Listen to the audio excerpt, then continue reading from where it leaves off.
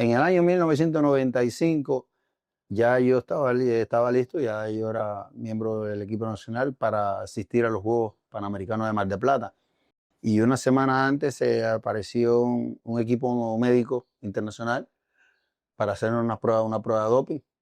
Y por desgracia, a mí me dio positivo que me había tomado furosemida para bajar de peso.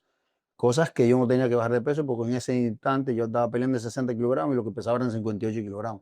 No sé, yo no sé cómo apareció ese medicamento en mi cuerpo. Después hubieron anécdotas sobre eso, pero bueno, no te puedo asegurar de lo que pasó, pero yo no consumía nada de eso porque yo no tenía que bajar de peso.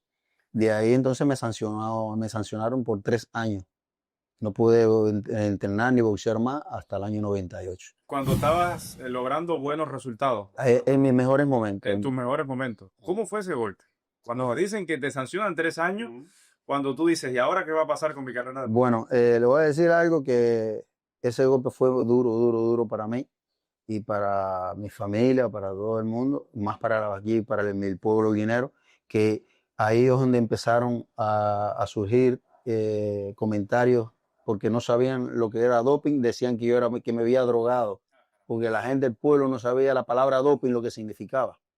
Y entonces yo tuve que llamar a La Habana para que explicaran por qué fue mi sanción. Si a la gente no se la crea las cosas, entonces hay malinterpretaciones. Sí. Y entonces llamé a La Habana para que explicaran cuál fue mi sanción y después ya que explicaron, más o menos, ya la gente más o menos entendía, pero fue duro. Y entonces en esos 3 años, como estaba sancionado por doping, no me dejaban entrar aquí a las instalaciones deportivas. O sea, te cerraron una puerta. Me cerraron el Holguín. Sí. No te voy a decir el país, ni te voy a decir el internacional. Holguín me cerró las puertas definitivo. En ese momento. En ese Las momento. personas que estaban en ese momento. Sí, 3 años. Exacto. Y lo más doloroso fue cuando en el año 98 se me cumple la sanción, que yo voy a la dirección del INDER provincial y le digo al director que estaba en ese momento que bueno, ya se me cumplía la sanción, que a ver si me podían ayudar con un par de tenis para ponerme a entrenar de nuevo. Ese director me puso la mano en el hombro y me dijo: Mario, los tenis que tenemos en el almacén son para atletas que tengan posibilidad de volver a entrar al equipo nacional. Entonces ahí fue donde me aprendí una palabra que él me dijo, ya usted es un atleta desfasado, ya no le podemos ayudar con eso. ¿Qué edad tenías en ese momento? 28 años. 28 años. Entonces compré un par de tenis, mi padre me compró un par de tenis, empecé a entrenar, quedé campeón nacional, quedé campeón del Cardín, quedé campeón centroamericano, campeón de la Copa del Mundo y salí entre los 10 atletas de Latinoamérica. Y todo eso lo logró ese atleta desfasado. Ese atleta desfasado, cuando él se presentó a mi casa 31 de diciembre con un ramo de flores y un búcaro, yo cogí el búcaro, se lo di a mi mamá y el ramo de flores le dije: entrégale a su esposa de un atleta desfasado. Esa fue mi respuesta a esa palabra.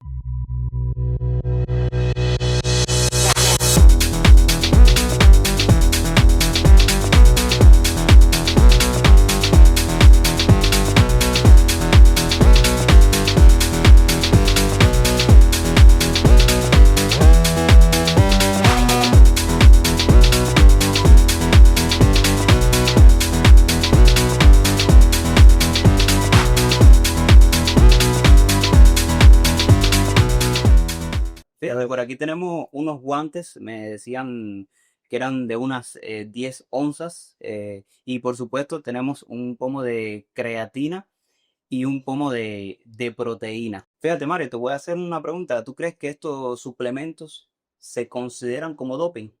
No, estos suplementos no son doping.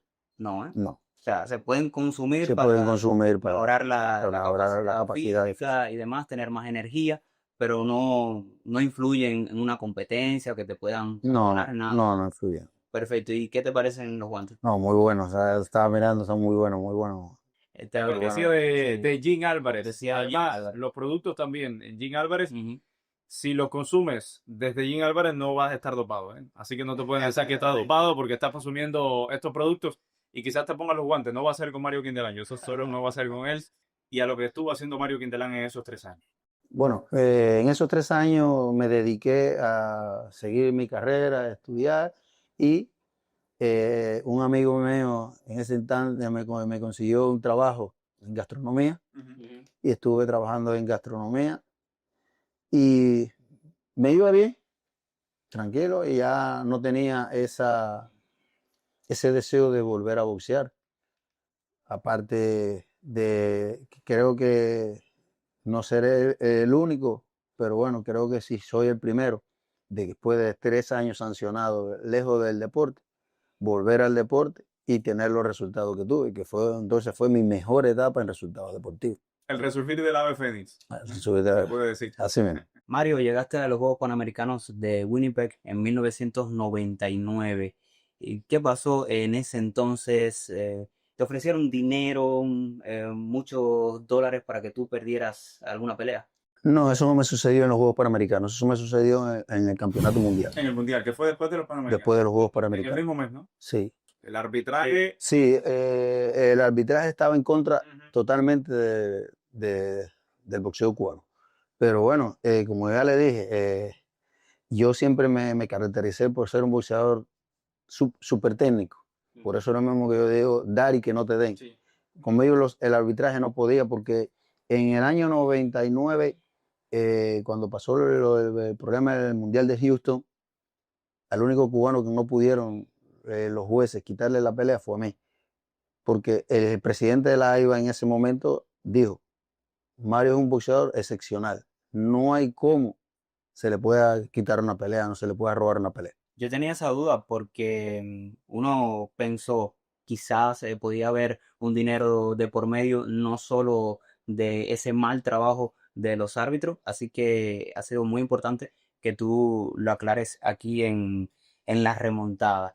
Mario, a ver, yo tengo varias preguntas, pero se me quedaba una, porque yo quería saber a profundidad esos entrenamientos. De hecho, todavía mantienes muchas cuestiones y es que, por ejemplo, ayer en el trabajo de mesa que estábamos haciendo, ni siquiera tomaste café. Sí. Bueno, es que me adapté, me pasé toda la vida en eso y me cuidaba mucho mi peso corporal. Y entonces, ya después de mi retiro, he tratado de mantener mi forma deportiva, he tratado de cuidarme. El problema es que el boxeo es un deporte único. Y, y como deporte, no podemos llamarlo como deporte, porque es un deporte muy dañino para la salud. Y entonces tenemos que contrarrestar esas cosas porque somos un deporte de que las personas que llegan a un alto nivel a equipo nacional, su vida es muy corta, porque las pulsaciones son 200 pulsaciones por minuto. El boxeador entrena 200 pulsaciones por minuto. Cuando un científico saca y estudia las pulsaciones, el corredor de atletismo que corre 100 metros, le suben las pulsaciones a 150, 160 en nada. Pero nosotros nos pasamos 12 minutos con las pulsaciones a 200 pulsaciones por minuto y el corazón se acostumbra a eso. Y entonces ya al subir de peso, entonces es donde vienen los problemas de la presión, vienen los infartos, y por eso también me he cuidado. Y sobre lo del café, como siempre se dijo que oficialmente que el café te alteraba el doping, nosotros los boxeadores no lo consumíamos Sí. por una prueba de doping que fuera a dar positivo y esas cosas, siempre nos cuidamos de eso. Y en mi vida actual, después de mi retiro, hago un desayuno y un solo almuerzo y comida, un almuerzo o comida. A las 4 de la tarde ya no ingiero más alimento en todo el día y así es como he tratado de mantener mi forma. También entreno también con los muchachos, con los alumnos, esas cosas para mantener mi forma deportiva. Oye, hablamos de ese año 1999. En agosto, los Juegos Panamericanos, sucede eso y luego llega el Campeonato Mundial. El campeonato. ¿Salías como favorito en ese Campeonato Mundial? ¿Qué pasó ahí? No sería como favorito. Bueno, ya yo venía del año 98 invicto, ganándole. Ya le había ganado también al que quedó campeón mundial en el año 97, a Alexander Maletin, que fue la primera vez en Nueva York, que fue la Se primera. enfrentaron en semifinales en el Mundial, ¿no? No, en el mundial nos enfrentamos en semifinales. Ajá. Pero bueno, él era el campeón mundial, el favorito era él, pero bueno, ya yo lo había vencido el año anterior en los Juegos de Buena Voluntad en Nueva York. Y ahí fue donde Alcide y todo el equipo técnico dijo, Kinderland es un boxeador fuera de liga, después de 3 años sancionado, ganarle al campeón mundial, reciente campeón mundial, Alexander Maletti. Ahí entraste en una vitrina mundial ya. Ganar unos Juegos Panamericanos, en ese mismo mes ganaron un campeonato mundial y con esa versatilidad y talento que demostraste en el cuadrilátero, esa versatilidad y talento hizo que se fijaran muchos promotores del deporte profesional, el boxeo profesional en ti. Ahí, lo mencionabas, vinieron contratos o posibles contratos. Sí, ahí en el año 99 se aparecieron a mi habitación en el hotel con $250,000 para que se lo mandara, para que se lo mandara a mi familia y un cheque en blanco. Para que aparte de los $250,000. Eso era para que se lo mandara, los $250,000 era para que se lo mandara a mi familia hasta que yo pudiera sacar a mi familia, para que mi familia estuviera viviendo aquí en Cuba hasta que yo pudiera, y un cheque en blanco, lo que yo pudiera. ¿Era la primera vez que te ofrecían eso? Sí, era la primera vez que... ¿Y qué pensaste en ese momento? No, en ese momento pensé en mi país, en mi pueblo y pensé en mi familia. En tu futuro, ¿qué ibas a hacer? Si te veías en otro país por el resto de tu vida, No. ¿cómo lo iba a tomar la gente, tu pueblo de Holguín? ¿Cómo respondiste en ese momento? Y creo que también... No, le respondí como mi respuesta en ese momento fue que no, y que yo no iba a traicionar a mi país ni mi patria. ¿Cuál es tu felicidad, Mike? Bueno, mi mayor felicidad es ver nacido en Holguín. Soy devoto a mi provincia, soy devoto.